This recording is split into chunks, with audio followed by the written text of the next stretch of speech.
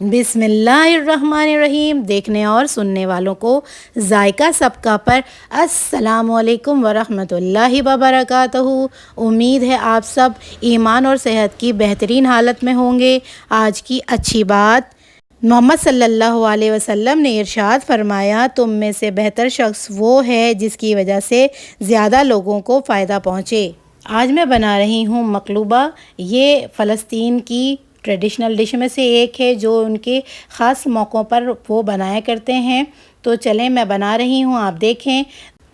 मकलूबा बनाने के लिए सबसे पहले इन साबित मसालों को भूनकर एक पाउडर मसाला बनाया जाता है। तो मैं इसे सबसे पहले रोस्ट करने के लिए खाली पैन में डाल दूँगी। इन मसालों की डिटेल आपको स्क्रीन पर नज़र आ रही होगी। इन साबित मसालों को 5 से 7 मिनट तक हल्की आंच पर रोस्ट करना है। तो मैं आपको थोड़ी सी बात बता देती हूँ। मकलूबा एक ऐसी डिश है जो लेबनान, जॉर्डन और सीरिया में पसंद की जाती है और बहुत शौक़ से बनाई और खाई जाती है।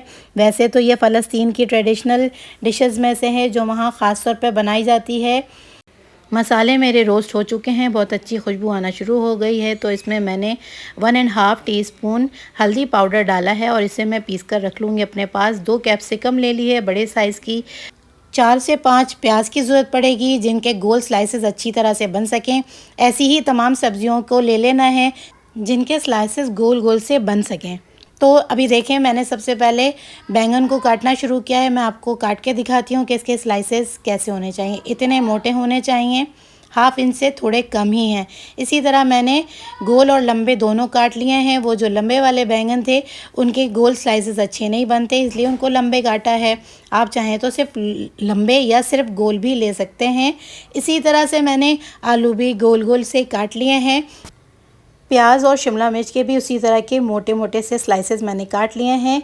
प्याज का ऊपर और नीचे का हिस्सा जो है वो मैंने निकाल कर साइड कर दिया है और इसे मैं डिस्कार्ड नहीं करूँगी।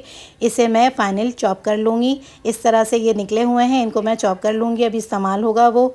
इसी तरह से शिमला मिर्च को स्लाइस करने के बाद इसके सीड्स जो न हैं ये मुझे बिल्कुल नहीं चाहिए, तो मैं इसे छुरी की नोक से निकाल दूँगी और मुझे सिर्फ़ और सिर्फ इसकी रिंग चाहिए।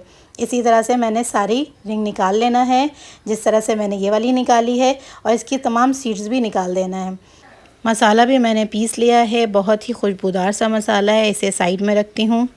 पकाने की बारी आती है। आधा कप मैंने एक खाली देगची में तेल डाला है और इसमें आधी कप प्याज शामिल की है। प्याज को 1 से 2 मिनट तक पका के थोड़ा नरम कर लिया है और इसमें चिकन की बड़े बड़े साइज़ की बोटियां डाली हैं जो मेरे पास अवेलेबल थी। आप चाहें तो इससे भी बड़े साइज़ की बोटियों को इस्तेमाल कर सकते हैं। ऑथेंटिक रेसिपी में लैम का गोश्त इस्तेमाल किया जाता है। प्याज के साथ मैं इसे भून लूँगी इतना कि इसके ऊपर कलर आना शुरू हो जाए चिकन के ऊपर। अब मैं इसमें 1 टेबलस्पून लहसुन अदरक का पेस्ट शामिल कर रही हूँ और इसे भी मुझे भूनना है। बेसिकली कलर भी देना है चिकन को, तो मैं इसे ढककर पकाऊंगी ताकि चिकन गलती भी जाए। साथ साथ एक पैन ले लिया है मैंने और उसमें तेल गरम करने चढ़ा दिया है। साथ ही साथ मैं चिकन भी भून रही हूँ। इसमें आप देख सकते हैं कलर आ चुका है। अब मैं इसमें तैयार मसाला 4 टीस्पून भर भर के शामिल कर रही हूँ।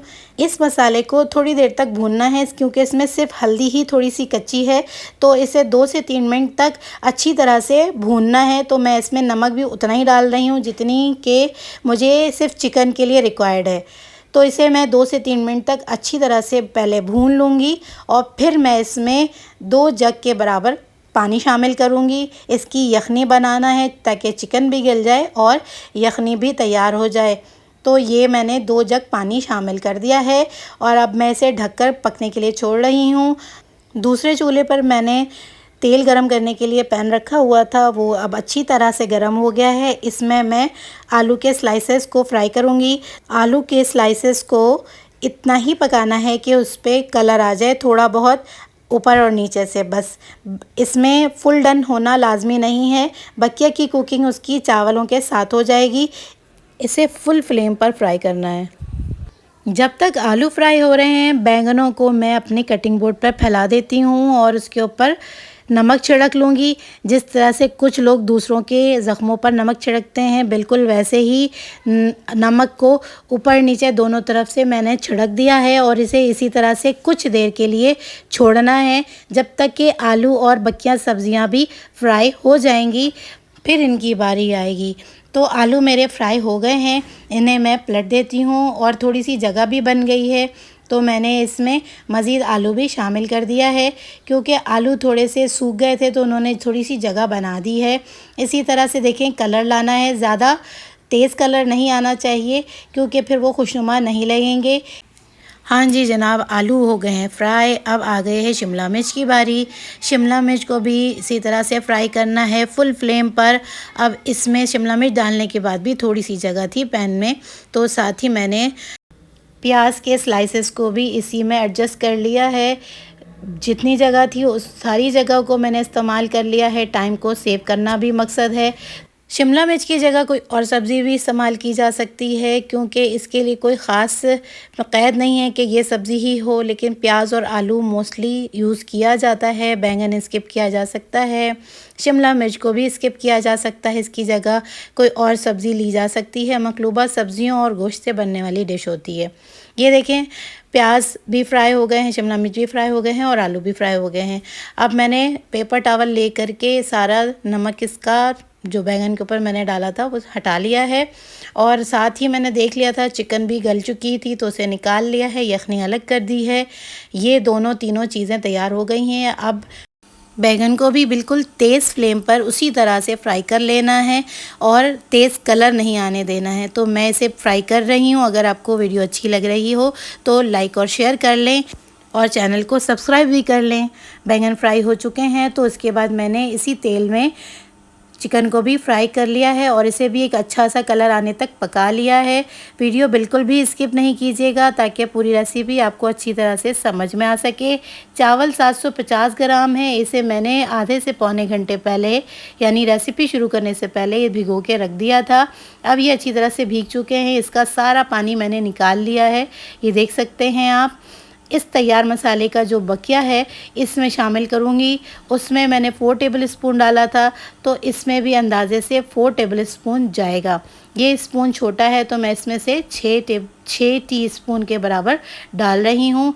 ये कुटी मिर्च है, ये हमारा एशियन टच है, तो इसे मैंने डाल दिया है। साथ ही नमक भी चावल के हिसाब से शामिल किया है और इन मसालों को चावल में अच्छी तरह से मिक्स कर दिया है। बहुत माज़रत, लाइट चली गई थी तो मोबाइल की रोशनी में शूट करना पड़ा। एक बड़ी देगची ले ली है जिसमें बटर पेपर लगा दिया है, कोई ग्रीसिंग नहीं की है। उसके बाद सबसे निचली लेयर पे आलू लगाया है और बीच में चिकन की लेयर लगाई है। इसके साइडों में बैंगन लगाया है, साथ ही साइड में शिमला मिर्च लगाया है, उसके बीच में आलू रख दिया है। लंबे वाले बैंगन को मैंने दीवारों की तरफ लगा दिया है। ये उबले हुए चने हैं, इसे भी एक प्याली ले लिया था और ये मैं आपको बताना भूल गई थी, तो इसे भी बीच में ही डाल दिया है। आप देख सकते हैं कि कितनी न्यूट्रिशियस डिश होती है ये वाली मकलूबा। हर चीज़ इसमें आपको मिल जाएगा। एक डिश है लेकिन ये तमाम चीज़ों का एक मजमुआ है। अब तली हुई प्याज को मैं सेंटर में लगाऊंगी। इसे सेंटर में ही लगाना है, साइड वॉल की तरफ नहीं लगाना है, क्योंकि ये जल जाएंगी फिर इस तरह से। पहले ही ये बहुत सॉफ्ट हुई हुई हैं। अब इन्हें लगाने के बाद कुछ हरी मिर्चें हैं जो कि वैसे तो फ़लस्तीनी जब बनाते होंगे तो कम ही डालते होंगे, थोड़ी सी मैंने ज़्यादा डाली हैं। जैसे कुछ साइडों पे लगाई हैं और कुछ बीच में भी डाली हैं। अब ये मिक्स मसाले वाली चावल उसे मैंने फैला दिया है, अच्छी तरह से सब तरफ बिछा दिया है और लेवल कर दिया है। इसके ऊपर ये यखनी है, यखनी को डायरेक्ट पोर नहीं किया है, एक स्पून के ऊपर रख के पोर किया है। यखनी डालने के बाद कमी थी तो मैंने इसे पानी से लेवल कर दिया है। जितनी पानी रिक्वायर्ड होता है इतने चावल की सतह के लिए, यानी कि 1.5 इंच की एक सतह ऊपर होनी चाहिए चावल से ऊपर, तो उतना ले लिया था और उसे पकने के लिए फुल फ्लेम पे रख दिया था।